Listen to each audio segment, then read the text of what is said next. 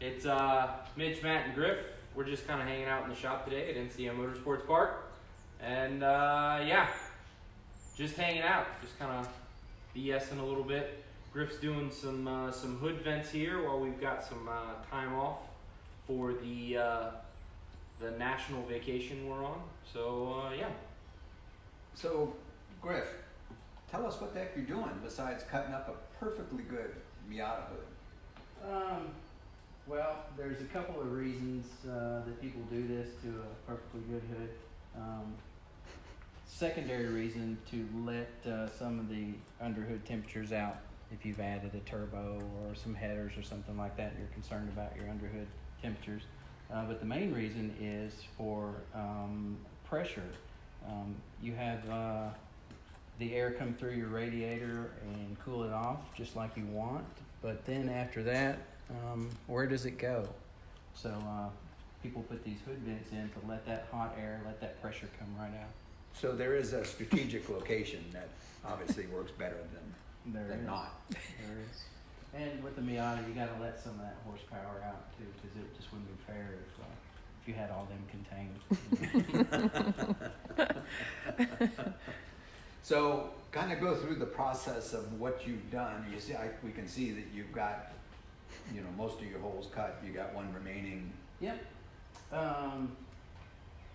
2 holes cut, 1 hole just about finished. On the back side, there's also some structure to be removed.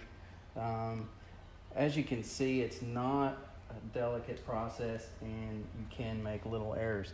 Luckily, the company that makes this also supplies some trim to go around to cover up your ham-fisted cutting. So these rough edges, while I'll clean them up with a flat file and make them look a little prettier, they will be covered up with this trim as well. Jeffrey said drop an LS into that Miata. Help fund it. Help fund it. Yeah. Yeah. I think I do have K-swap in mind, but I think by the time I get around to it, it won't be in fashion anymore. There'll be something better than that by the time I can afford to do it. Tesla swap. There you go. So I know that I remember when you were putting your air dam and splitter on, your reluctance to cut into your perfectly good front fascia. Yeah. It doesn't appear to be the case here. It gets a little easier. As we were talking about earlier, when it becomes a track car, it gets bumps, bruises, scuffs, scratches, and things like that, and you kind of have to just resign yourself to that fact and stop treating it like a showpiece and treating it like a tool that it is. So, yeah, it's getting a little bit easier. You helped me get it a little easier. No, I just gave you some encouragement, Yeah. just to cut the darn thing. Rip the Band-Aid off. A lot of these techniques you see here, Mitch also taught me. Anything with a curved radius like this that you can do with a hole saw and save yourself some time. Cut out that radius there. And also you can see here I overshot my mark a little bit. The hole here is 2 purposes. It kind of relieves some pressure in that crack there so that your paint doesn't crack, but it also allows you to not overshoot your cut, which I actually did there. But that's okay because that will be covered up. You can also finish these ends with a body saw or a panel saw that's a real fine cut, and that'll also prevent you from overshooting those lines. All right. Well, let's watch you do your last cut. All right, and I'll try to then make a cut. Sweetie way I started. No pressure. before we segue into another topic, and obviously we're here to talk about whatever. What I like to do, I don't know if everyone does this. If you're an expert with a grinder, you're probably going to say this is a huge waste of time. But what I like to do is lay my tracks first. So I'll lay down a little bit of a cut, down through here, just barely cutting into the surface, and then I'll go back and kind of cut it deeper as we go. Let's see, actually, it'd be better this side, because I can see it, and you can see it as well.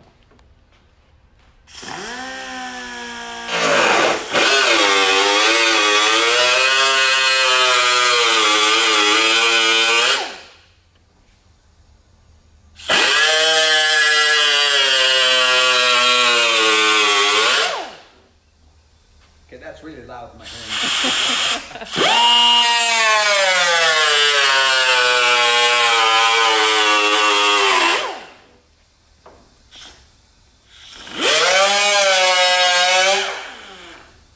guess we should have a disclaimer to turn the volume down at this point. Right. So I've sort of laid down the tracks, and now I'll kind of go back and cut it a little deeper till it cuts all the way through the panel. There's also some structure on the other side here you want to avoid if possible. So you're basically cutting little bits of millimeter out.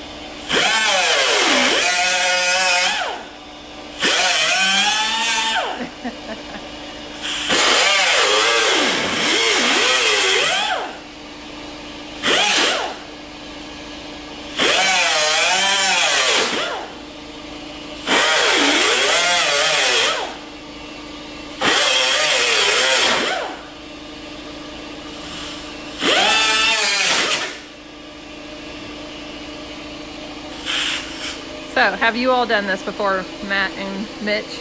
Yeah, a little bit less reluctantly. You just kind of start cutting and figure it out. I mean, this deal here comes with a really nice template. So you figure out exactly where the template goes on, and they lay it out for you. It actually makes it really simple. And as we've discussed, we're pretty sure this is going to be worth about 10 miles an hour on this Miata. Everything he's done so far, I think we've added, what, about 50, 60 horsepower with all the bolt-on stuff we've done? Does that sound about right?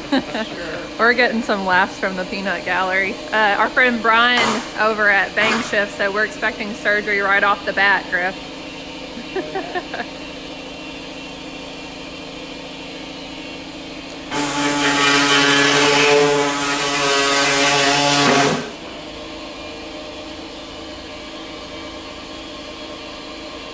When he's done there, we'll flip up and kind of see what has to be done on the underside. Any questions for Mitch and Matt while Griff works his magic? What are you all working on? Any projects? Matt, you're always working on something. We got stickers on the car. That's worth horsepower too. I think I've got, once he's done with the cutting tools, we've got the Corvette. I don't know, trying to figure stuff out. We're fortunate enough to where we can kind of go out on the racetrack and kind of horse around if we needed to. But, It's called testing, man. testing, It's called testing. horsing around. Yeah. Mitch, what are you building? Are you still working on your I'm Falcon? actually just an apprentice. I just hold tools. So I currently don't have a track car. I just have a track scooter.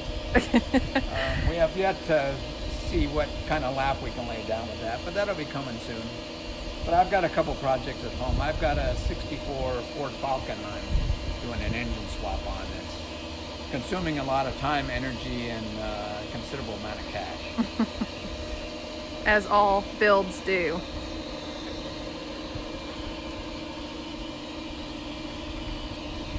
like he's got a lot of the Got it out. Oh, well that was quick.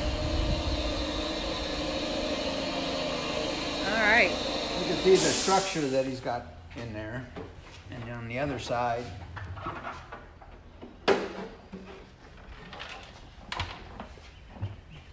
he's cut this other structure out. So yeah, this basically this will have to be removed to put the vent in place and rivet it down. So he's got his two pilot holes on this side here, so you can lay your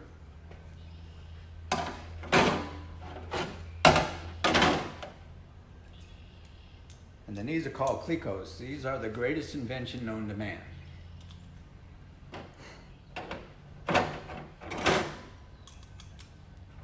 So you put a couple clicos in there, will hold it down, finish drilling your holes, and voila, that piece is done. Mitch, back to your Falcon build. Somebody said Coyote swap in the Falcon? Question mark? No. No, I had to do something a little more difficult, and I decided to put a 3.5 EcoBoost in my 64 Falcon. So that ought to be pretty fun. And obviously a coyote swap was considered, but the engine's really, really big.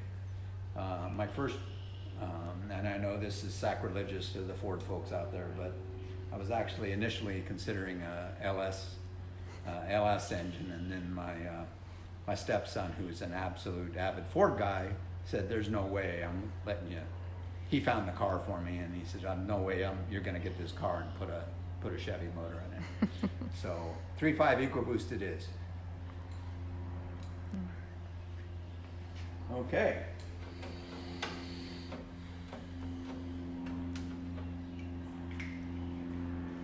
Cutting his ass off. Yeah. Beep. Yeah. Hey, I saw today that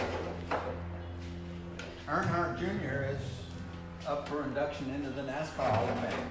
Thoughts? So he's definitely done a lot for the sport, right? And like if we were measuring who made the most commercial impact for the sport, the Earnhardt name's probably pretty far up there. But do you think his racing resume this early, right? So they've only been doing the Hall of Fame for like 6 or 7 years, and there's all those people from the 50s till now that haven't been inducted yet. Do you think it's a little early? Well, if you look at the current fan base, probably not. Smokey Yunick is still not in the Hall of Fame. And I agree that's probably not fair. But I can also understand why he's most popular driver for who knows how many years running. I think that alone probably did a lot for the NASCAR brand. Not only for NASCAR brand, but Earnhardt and Earnhardt Jr.'s brand. So, I mean, I can see the logic of it. I think it's a disservice for guys like Unick, and I'm sure there's a number of others that belong that haven't been inducted yet. But I don't think that, really has a negative effect on Junior's induction. I think it's probably justified. Yeah, well, I'm happy for him. I mean, it's pretty cool. I mean, I know he's everybody that I've talked to that knows him says he's a genuinely nice and humble guy and everything like that. And I don't think he's not deserving of it. I just think it's one of those things. It's like the Baseball Hall of Fame. There are a lot of people that need to get in before Derek Jeter gets in. You know what I mean? Yeah, I get it. But you can also look at what he's done from a safety side. He actually, suffered from a number of really bad concussions. And, instead of being macho, hardcore racer saying I'm racing no matter what, even if I'm not feeling it, he realized that, hey, I'm limited. I've got something wrong with me. And, wasn't shy about talking about it. Really quick, Troy, the hood that they're working on is actually for Griff's Miata that you see in the background, of course, with the hood off. He's just filing away. He's taping off the project now. Yeah, going to tape off the spots on the back where I need to remove material.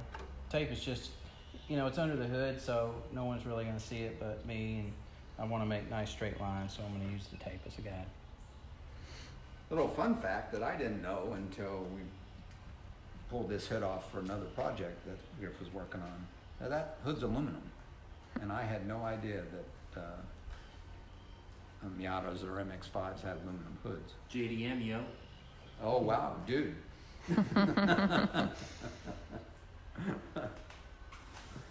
But it's actually kind of fun to be sitting here watching Griff work, and he's behind us we've got a Corvette that he's putting back together, and that's one of our new to us, old to us hot lap cars. There's C7 since we've got the new C8s, and so that'll be this C6 that's in the background there is one of our past hot lap cars. So we're upgrading to some new equipment. All right, what are your all's, I'm sure a burning question, thoughts on the new C8 now that we've gotten to put the brake miles on them, break-in miles? Matt, you want to go first? So they're really, really nice to drive.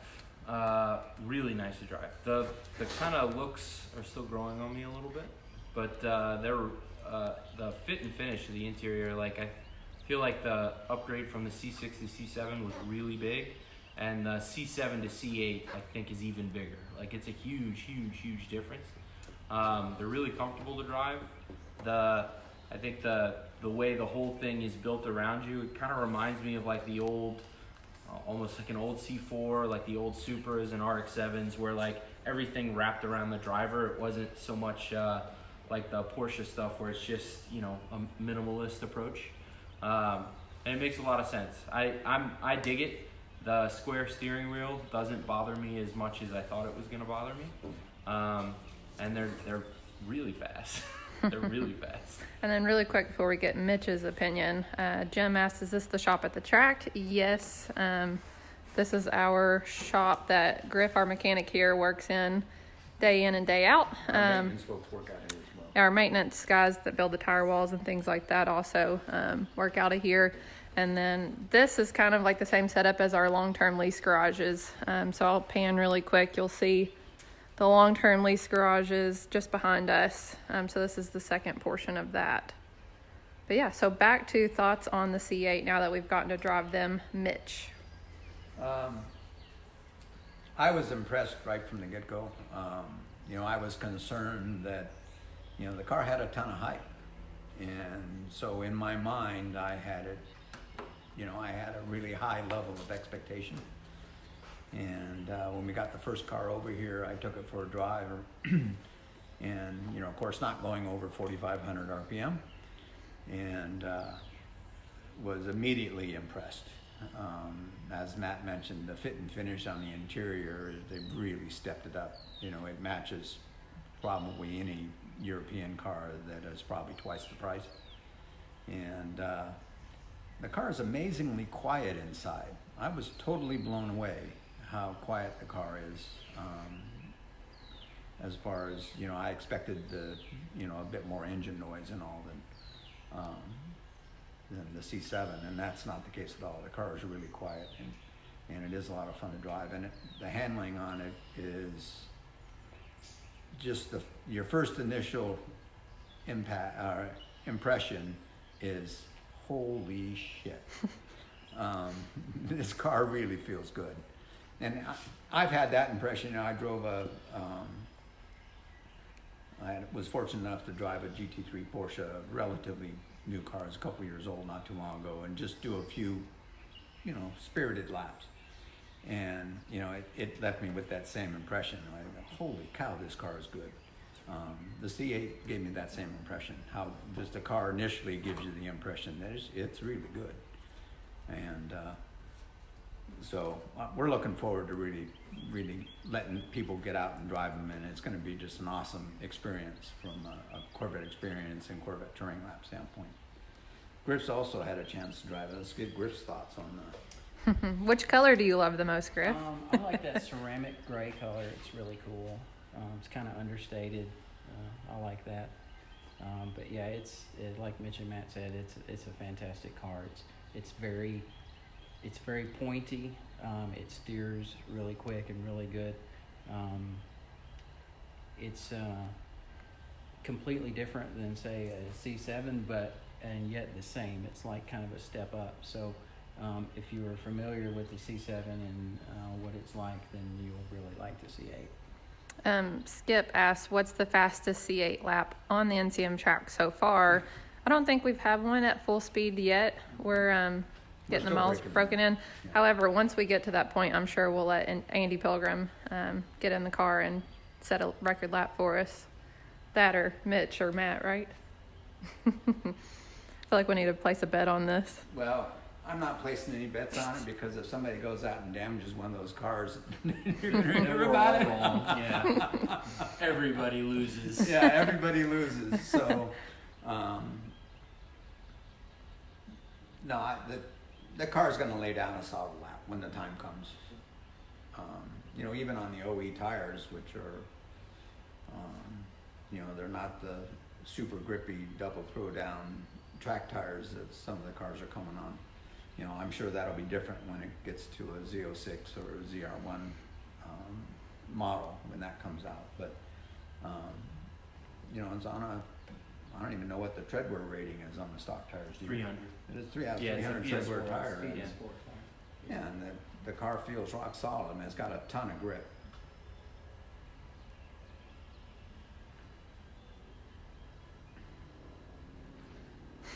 Are you ready for your next step, Griff? My next step will be awful loud. So I'll say, Yeah. if it's loud, we'll hold off on I'm that. kinda holding off on Yeah. it. I'm just doing the taping right now. Yeah. Did anybody watch the IndyCar? Like, so NBCSN, I guess they're like kind of starving for content a little bit, right? So they're broadcasting the IndyCar iRacing, and so it's all the normal IndyCar drivers. Dale Jr. just put out something saying that he got the invite. Jimmy Johnson's been driving with him and stuff like that. Anybody, do you watch? I haven't watched. I but, caught the first NASCAR iRacing from Homestead. Was it any good? It's neat, and it was fairly exciting there towards the end, because you were pretty unsure who was going to win right up until the end. But I don't think it's sustainable. You know, So it's a gimmick and it's fun and it's neat to watch. why is it a gimmick though?